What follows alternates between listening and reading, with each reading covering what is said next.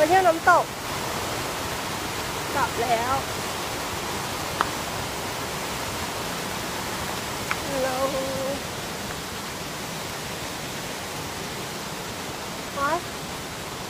กลับแล้ว มาดูวิวกัน สวัสดีทุกคนเลย Hi hello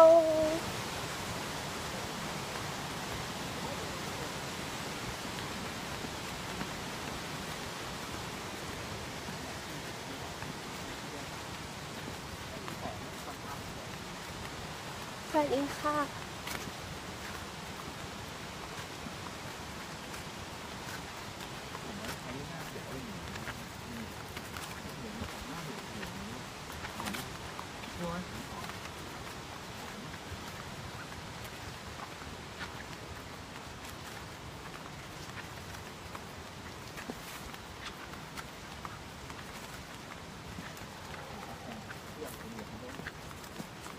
กลับบ้านสบายชั่วโมงที่ถึงบ้านแล้ว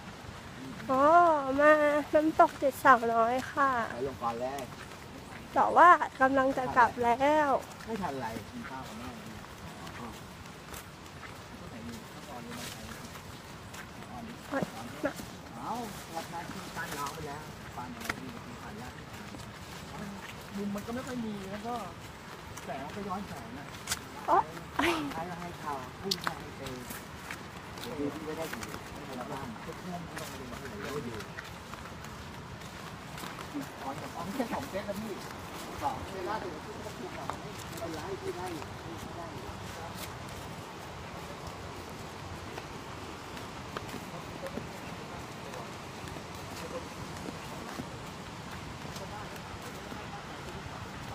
สวัสดีค่ะ สวยมาก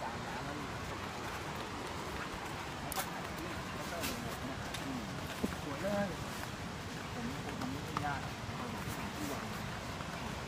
ธรรมชาติสุดๆ สวัสดีค่ะ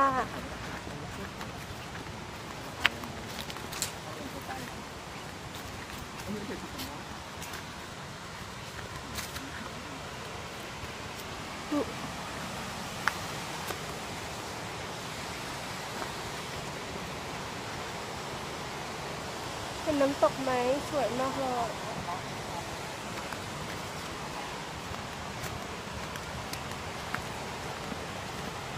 ไม่เหนื่อยค่ะ น่ารักขอบคุณค่ะ สวยไหมธรรมชาติเนอะธรรมชาติมากวันนี้เจองูด้วยงูตกลงมา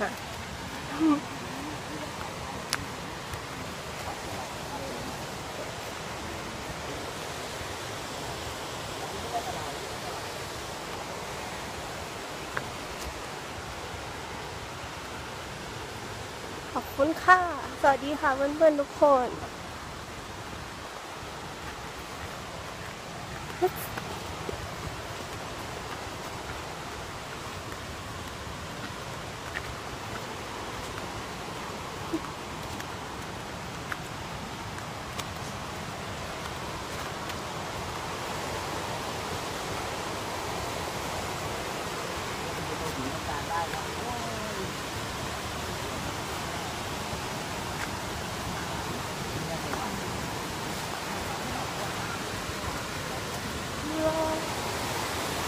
เฮ้ย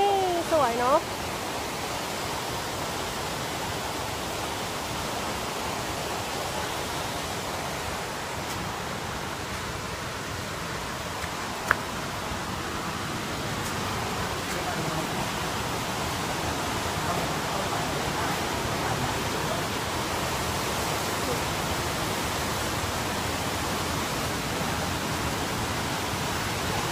ค่ะระวังยุงกัดด้วย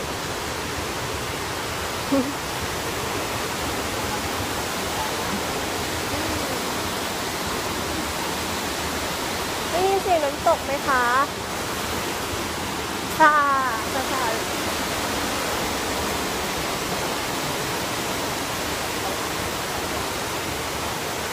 หมดแล้วสวยมากเลย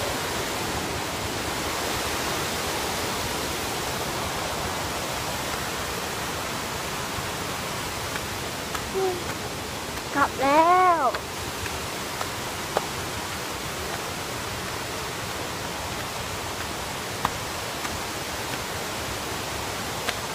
โอ๊ย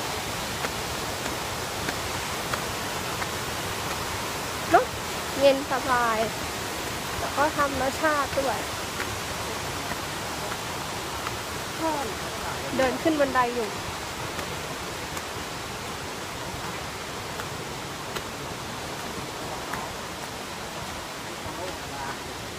ไม่ได้เลยการันตีถึงบอลโล่เลยแบบนี้นี่มันเป็นกว่าแล้ว อ๋อติดอ๋อติด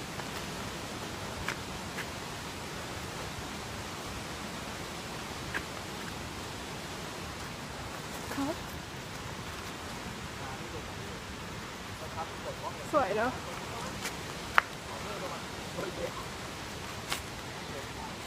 เหนื่อยนิดๆเดินทางปลอดภัยค่ะ ใช่ครับเอาทุกพวกไปเรียบร้อยผม พาน้อย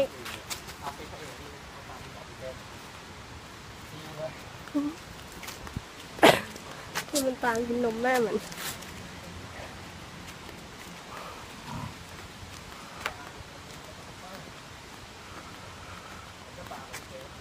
เหนื่อยเดินเหนื่อยอะ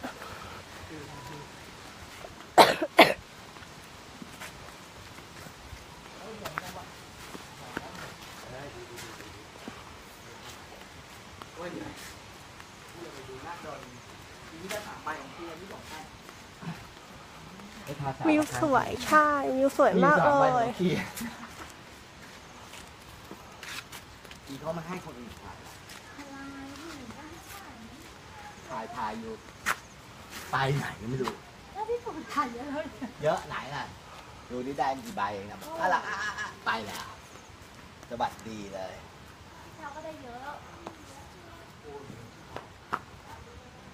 สวยมาก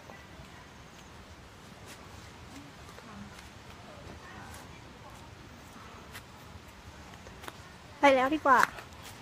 บ๊ายบายค่ะ ไว้วันหลังวันเที่ยวอีกจะถ่ายวิวให้ดูนะ